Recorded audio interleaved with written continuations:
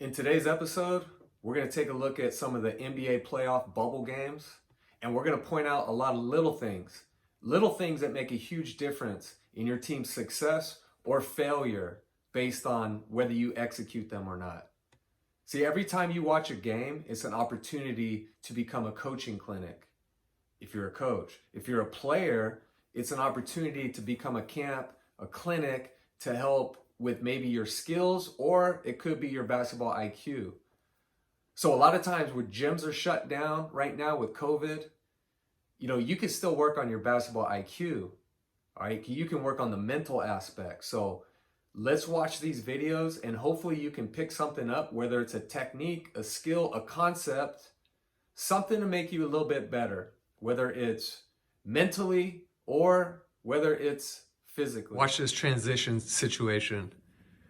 You got two Celtics behind the ball, one's even on the ground. Watch what happens. Raptors push it. All right, three of them form a wall in front of the ball, get to like a triangle position, so that's pretty good. Pointing, talking. These guys should be spaced out more to the corners. All right, but they still have an advantage. 1, 2, 3, 4 offense versus 3 defense. Now they got them in a closeout situation where they're chasing the ball. Look at small advantage. They help. They kick out.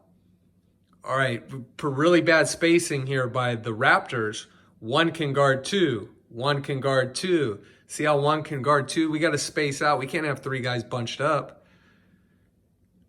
And look, they get back to neutral. Look at that.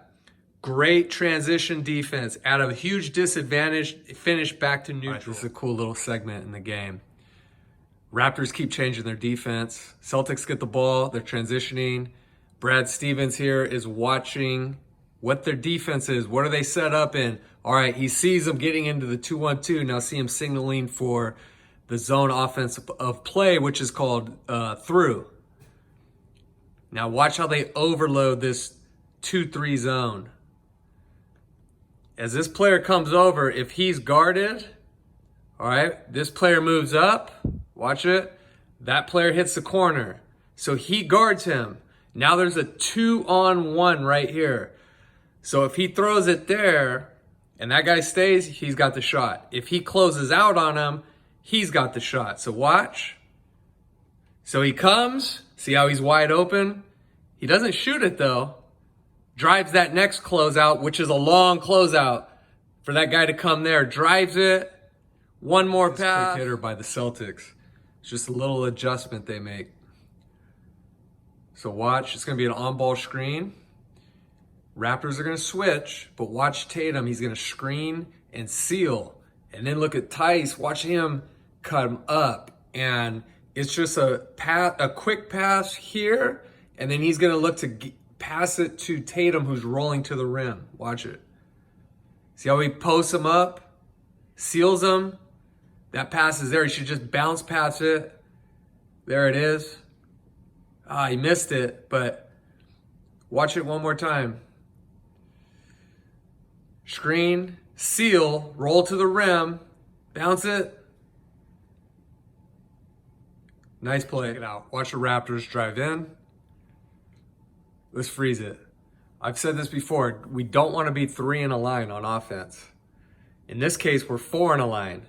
Raptor, offense, defense, offense, offense. And now you may say, well, he's setting a screen and throw over the top, but you can't throw over the top of an athlete. Not when, I don't know, what's Tatum, 6'8" or something? And that's Lowry, the smaller guard. See that? So I like having, on this lane penetration, this player sliding up right into this pocket where he can make a pass right in between there, right? He can still get that screen off, but I always say my rule of thumb is don't be 3 in a line, and that's his responsibility to lift up. Or he makes a back cut right in there. Look at that. That's open too. All right, let's highlight Jason Tatum right now. He's on the ball. All right, now watch him on the pass jump to the ball. See, the pass is thrown. He's open for a shot. Good screen there. He's got to get skinny and get around that screen. But watch Tatum. See how he swipes down and that buys time for his teammate to get there. Now he can recover to his man. He's in this gap perfectly where he can guard two players. He can guard his man and that player. So one can guard two almost. Now look at him. Because he's off, he opens up a tunnel on this screen for his teammate to slide through. So that's great defensive positioning, all because he jumped to the pass. Not a lot of players jump to the pass anymore. It's very underrated. Emphasize the defense on this possession. So he does a good job of sliding, using his chest. Look at this player in this gap. Look at hands out wide, like he's protecting. But watch the player, once there's contact, see his hands go up? Don't want to get called for a foul. This player's down here helping if he needs to. But now he's got a long closeout because this player does a good job of cutting. Watch his closeout. Okay, he takes away, there's no more old school closeouts, right? You can't take everything away right now. So he takes away the shot and he takes away his right hand. Forces him to go left. And that's where the help's gonna be. See how the help's there? Now he's got to cover out and close out again. Okay, the only issue on this closeout is he goes with his outside hand up. He should close out with his inside hand up. That top foot's got to get up. We don't want him to come middle. That's too big of a gap. Force him to the sideline. He comes in. That's too easy. And that player, that low player, could try to take a charge, but it's hard to get there. Watch him come. This player should look to come take a charge. See, he's got to get out for the 2.9. The 2.9 rule. He can't be in there for more than 3 seconds. So he's got to get out real quick. Get out. He comes back in. Yeah, it's just too late. This is great execution. They execute a couple passes that I talk about in the video I just released on YouTube for passing for intermediate to advanced players. Watch Murray with the ball, coming off the pick and roll. I talked about this. That behind the back, off the bounce. Okay, watch. Right there.